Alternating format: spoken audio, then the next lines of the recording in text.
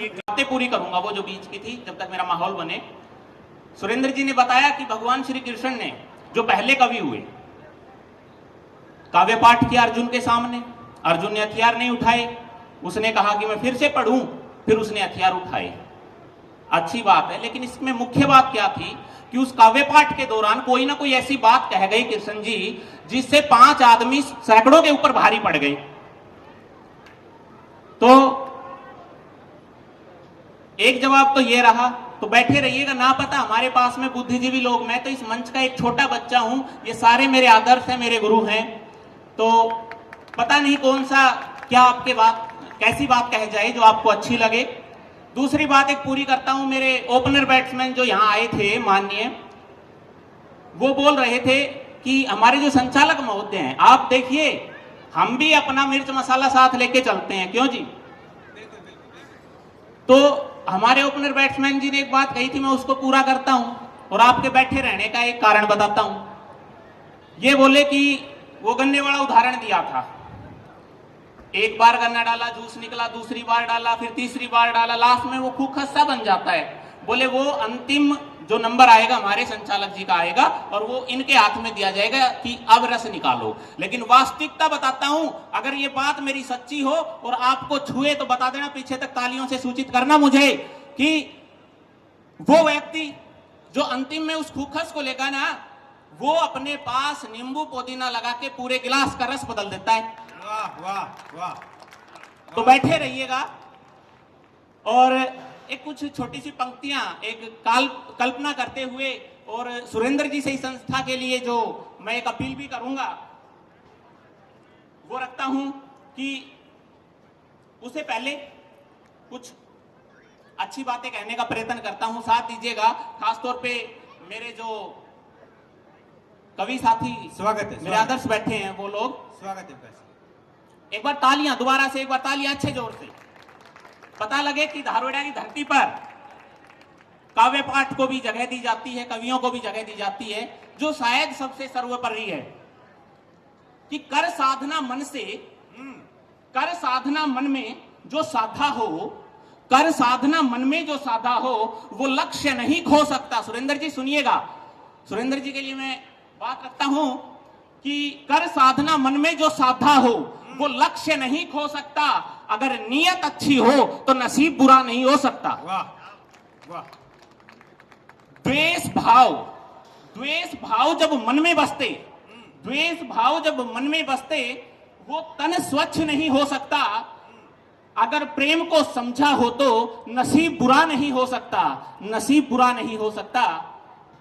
बुरे वक्त जो साथ खड़ा हो, आज इनकी जो टीम है इनसे पूछिए, इनके मन से पूछे कैसे इनके साथ में लोग जुड़े हैं, कि बुरे वक्त जो साथ खड़ा हो वो गैर नहीं सर हो सकता, बुरे वक्त जो साथ खड़ा हो वो गैर नहीं फिर हो सकता, अगर मीत सच्ची हो तो नसीब बुरा नहीं हो सकता, तो नसीब बुरा नहीं हो सकता। बहुत बढ़िया, बहुत बढ़िया। और अंतिम वो शब्द, अंतिम इस रचना के 2 शब्द रखता हूं और शब्दों को सम्मान दीजिएगा अंतिम पंक्ति के साथ, कि निश्चित कर्मों का त्याग कभी, निश्चित कर्मों का त्याग कभी संन्यास नहीं हो सकता, गुमान त्याग से वंचित हो तो नसीब बुरा नहीं हो सकता, तो नसीब बुरा नहीं हो सकता। तो अभी थोड़ी देर पहले मैं खड़ा रहा, कई देर तक, कई लोग सोच रहे कि कविता पे आओ, सीधे सीधे कविता पे। हाँ, मैं माहौल थोड़ा सा एक बार बनाता हूं सर, एक, क्योंकि मुझे लग रहा है कि कहीं बोर हो रहे हैं। छोटी सी बात है, अंतिम बात है बस, कि मुझसे ये हमारे फोटोग्राफर महोदय कह रहे थे कि बैठ जाओ बैठ जाओ, कई बार कह रहा था, और बैठने के नाम से मुझे टेंशन हुई है लाइफ में। पहली बार मेरे पापा मुझे स्कूल में बैठाने के लिए गए, पहुंचे, हेडमास्टर साहब ने कहा हाँ जी कौन है, पापा बोले आपको ही है, टेंशन। सोचिए, दूसरी बार मेरी शादी हो रही, फेरे पे बैठा दिया, इन्होंने तो सिर्फ ये कहा था कि फोटोग्राफर वो बनता है जो दूसरे घरों में ताक झाक करता है। मैं कह रहा हूं कि मैं वहां बैठा दिया फेरों पर, और मैं बैठा, तुरंत पंडित जी ने कहा कि लड़की को लाइए। अंदर से एक आवाज आई, सुनना, मेरे दर्द को समझना। बोले जी अभी 5 मिनट का टाइम लगेगा, फोटोग्राफर सेट कर रहा है।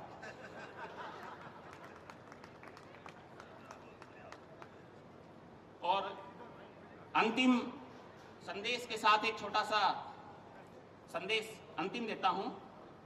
और कोरोना की जो बीमारी आई, इसकी वैक्सीन हमें जिस तरह उपलब्ध हुई अच्छी बात है, लेकिन जिस वैक्सीन के लिए मैं आज तक खोज कर रहा हूं, शायद मैं वो दर्द आपके बीच रखता हूं कि मुझे कौन सी वैक्सीन चाहिए। और आप लोगों का अगर इसमें साथ हो कि मैं सही कह रहा हूं, तो अंतिम पंक्ति में वो तालियां दे दीजिए जो कभी ना बजाई हो आपने, कि बीमारी या जान लेवा, बीमारी या जान लेवा, जाने दुनिया सारी, बिके तंबाकू और मसाला।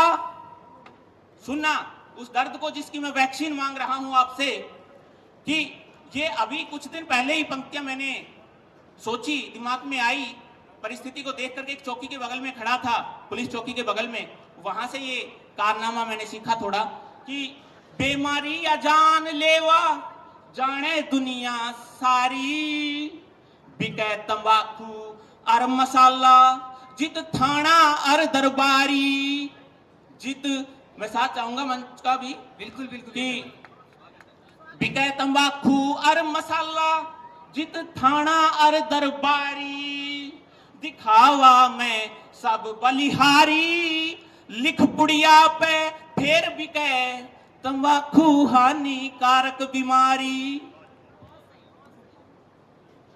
शायद आप लोगों को ये बात पसंद नहीं आई क्योंकि तालियां नहीं बजी वो।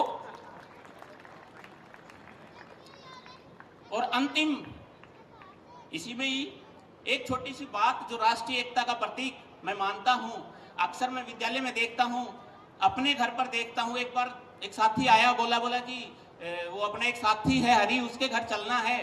वो क्या है? बोले उसका बेटे का जन्मदिन है, केक काटना है। वो यार काटने खातिर क्यों चले, जोड़ने के लिए चले। एक समय था, मेरे दादा कहते हैं, जब मुझे बुलाने आते तो कहते थे वहां जाना है, लड्डू बंधवा के आने हैं। बूंदिया वो एकता के प्रतीक थे। और अंतिम बंद है, मंच से इजाजत चाहूंगा और अपनी जगह दूंगा, स्वागत है।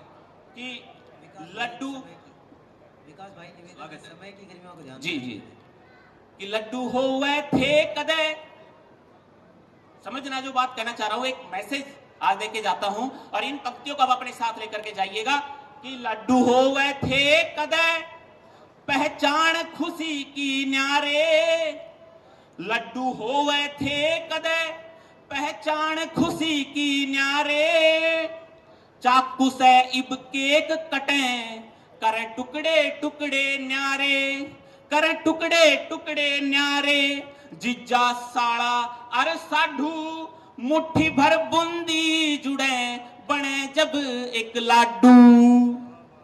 और इसी के साथ मैं सभी का पुनः आभार व्यक्त करता हूं, आपने इतना सम्मान दिया, इतना मान दिया। और हमारे जो आने वाले जो अगले बैट्समैन हैं, अगले जो कवि हैं, उनके लिए एक बार जोरदार तालियां।